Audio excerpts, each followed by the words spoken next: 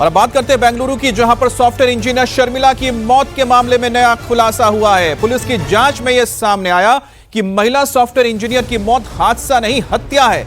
हत्या के आरोप में पुलिस ने पड़ोस में रहने वाले एक शख्स को भी गिरफ्तार कर लिया है। पोस्टमार्टम हुआ, रिपोर्ट सामने आई और पोस्टमार्टम की रिपोर्ट में यह खुलासा हुआ कि शर्मिला की मौत जलकर नहीं बल्कि दम घुटने से हुई है।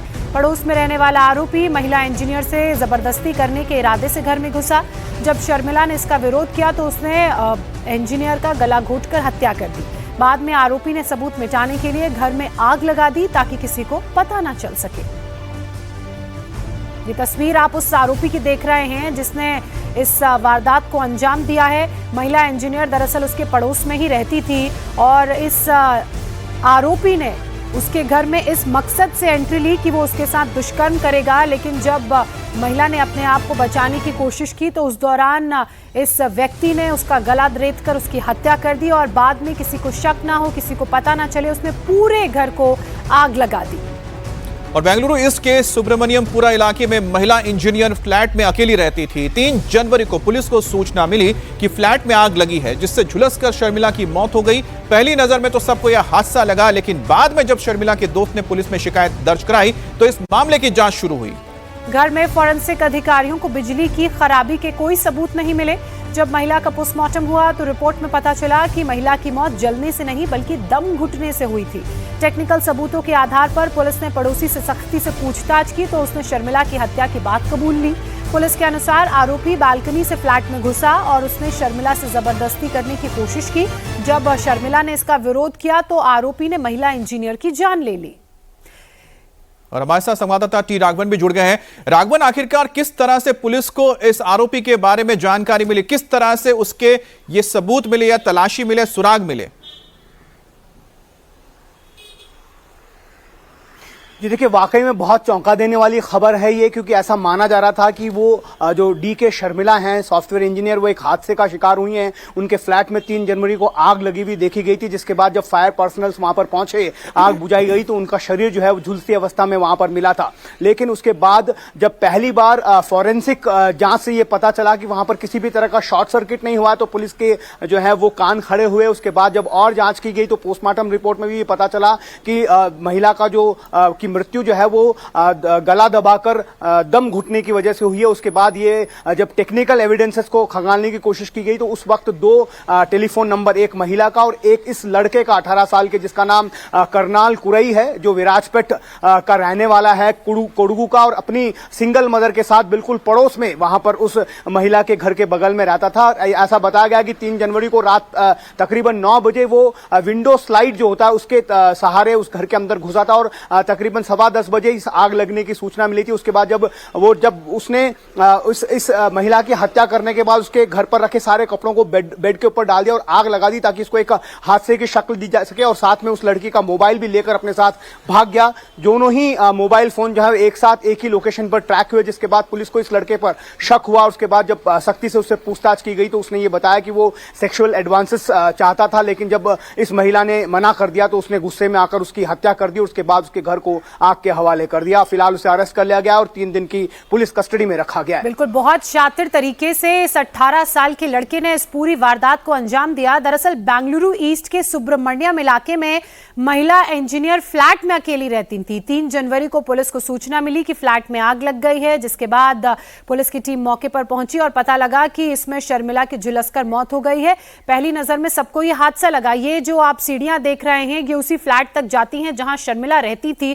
चूंकि शर्मिला अकेली रहती थी, इसी बात का फायदा पड़ोस के इस लड़के ने उठाया और खिड़की के जरिए स्लाइड डोर, ये वो स्लाइड डोर है, देखिए दोनों घरों की बालकनी कितनी आमने सामने है, अपनी बालकनी से कूदकर वो शर्मिला के घर की बालकनी में गया और इस स्लाइड डोर के जरिए उसने घर के अंदर एंट्री ली और उसका रेप करने की कोशिश की।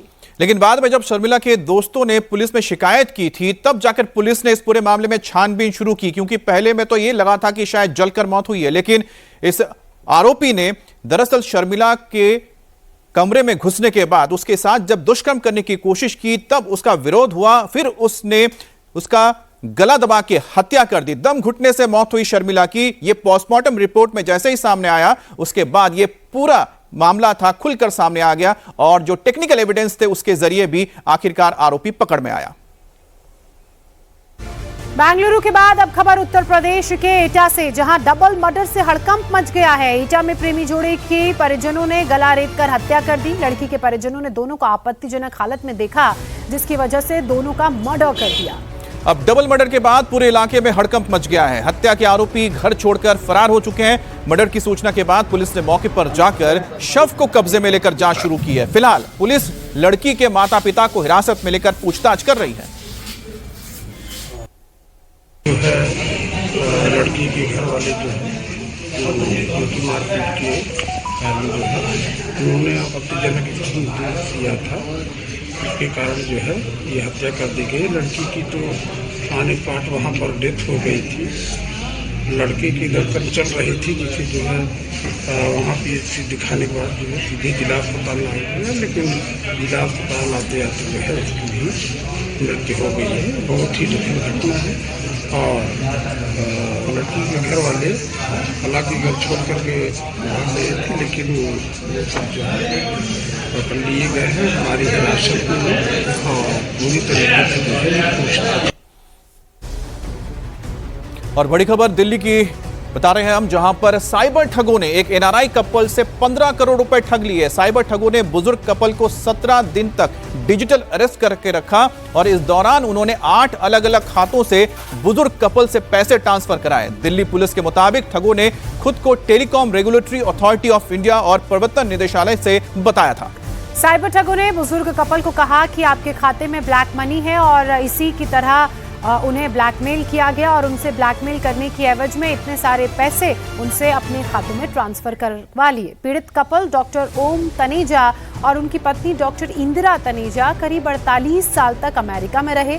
संयुक्त उन्होंने काम किया। रिटायरमेंट के बाद 2015 में वो भारत लौटे और तब से ग्रेटर कैलाश 2 में रह रहे थे।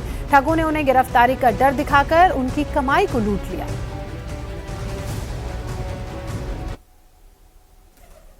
राजधानी दिल्ली में डिजिटल अरेस्ट की घटनाएं लगातार बढ़ रही हैं। हमारे साथ एक बुजुर्ग दंपत्ति हैं जो पेशे से डॉक्टर हैं। सालों से प्रैक्टिस की, कमाई की, जो मेहनत की कमाई थी, वो जो साइबर फ्रॉड करने वाले लोग हैं, इस पूरे गैंग ने इनसे करोड़ों रुपए ठग लिए। हमारे साथ बात करने के लिए डॉक्टर इंदिरा तनेजा हैं। मैम, पूरी घटना क्या हुई, कैसे हुई? 24 दिसंबर को करीब 12 बजे मेरे को कॉल आई TRAI से कि ट्राई से कि आपके नंबर पे आपका नंबर कट रहा है, क्योंकि आपके नंबर से हमको बहुत ऑब्सीन, अश्लील ऐसे वो कंप्लेंट्स ला रही हैं और दूसरा आपने ऑल्सो मनी लॉन्ड्रिंग में इन्वॉल्व है, तो हमने आपके ऊपर FIR किया हुआ है आपका नंबर। मैंने कहा ये नंबर तो मेरा है ही नहीं, आप क्या बात कर रहे हैं? नहीं, पर एनीवे आपको तो कोलाबा पुलिस डिपार्टमेंट से बात करनी है और उनको बोलना है कि मेरे को ये इस प्रॉब्लम से मैं कैसे निकलूं, मैं क्या करूं, तो हम कनेक्ट कर रहे हैं तुमको पुलिस के। तो उन्होंने मेरे को उसी वक्त, I got nervous, I was standing right here, मेरे हस्बैंड बेडरूम में थे, तो मैंने कहा कि okay, then they connected me to police. तो एक पुलिसमैन ने दूसरे को बोला, विक्रांत सिंह राजपूत, वो and then he started saying I am IPS and I am अपना रैंक बताने लगे, ये वो कहते हैं कि आपके ऊपर तो अरेस्ट वारंट्स हैं, आपको अरेस्ट करा जाएगा क्योंकि मैंने कहा मैंने कुछ किया ही नहीं है, तो मेरे को अरेस्ट किस बात का होएगा? मैंने कुछ भी नहीं किया और जो नंबर जो दिया जा रहा है वो नंबर मेरा है ही नहीं नंबर। तो उन्होंने बोला नहीं, आप एक काम कर सकते हैं। मैंने कहा हम 2 लोग खाली यहाँ पे हैं, हस्बैंड वाइफ अमेरिका से हैं और इधर हमारे पास मेरे हस्बैंड की सर्जरी हुई है, मैं कैसे मुंबई और अरेस्ट और ये व्हाट कैन वी डू? नहीं, आप ऐसा कीजिए। मैंने कहा मेरे को जैसे आप हेल्प कर सकते हैं क्लियर करने के लिए मेरे को क्लियर कीजिए, ये क्या मामला है? तो उन्होंने बोला कि नहीं, देखिए आपके ऊपर FIR है, हम आपको हेल्प इतना कर सकते हैं, एक तो आप ये लेटर लिख दो हमको, सारी जो सुप्रीम कोर्ट ये वो कि मैं नहीं आ सकती, या रीजंस दे दो सारे। मैंने वो सारे रीजंस लिख दिए। 24 तो नेचुरली वे लिखवाते रहे लेटर्स मेरे को। फिर 25 से क्रिसमस थी, तो उनको पता था कि बैंक नहीं ऑन है, तो फिर उन्होंने फिर बोला कि 26 को हम सुबह कॉल करेंगे तो आपको बताएंगे कि SSA ने हमको कौन सा दिया है जहां आपने पैसा ट्रांसफ़र करना है, तो आप बैंक में, तो जो पहले उन्होंने जो किया वो मेरे को अजीब लगा, 1 करोड़ 99 सम नंबर, बिग लॉन्ग नंबर। तो ये आपको बोलना है कि मेरे हस्बैंड के फ्रेंड ट्रैवल तो उनको लोन चाहिए, उनको तो बड़ी इमरजेंसी आ गई है। तो मेरे बैंक मैनेजर ने भी बोला कि पहली बात तो उन्होंने बोला कि इतनी बड़ी अमाउंट दे रहे हो आप, आपके हस्बैंड, उसको भी पता है कि मेरे हस्बैंड बिकॉज दे नो कि उनकी तबीयत, तो पर उन्होंने बोला कि अच्छा एंड ऑफ दिसंबर है तो उनको बोलो कि जनवरी में करें क्योंकि they want to keep there. तो मैंने बोला कि उनको अभी ज़रूरत है, मैं क्या करूं? हाँ, तो वो मेरे से करवाते गए 8 बार करवाते गए हाँ, कोई दो से थोड़ा ऊपर, हाँ थोड़ा, 2 करोड़ 50 लाख, 2 करोड़ 5 लाख, 2 करोड़ 10 लाख, 2 करोड़ 20 लाख, 3 बारी 2 करोड़ किया। फिर और मेरे को फिर बोलते हैं नहीं कॉन्ग्रेचुलेशन, आपका तो एकदम क्लियर है।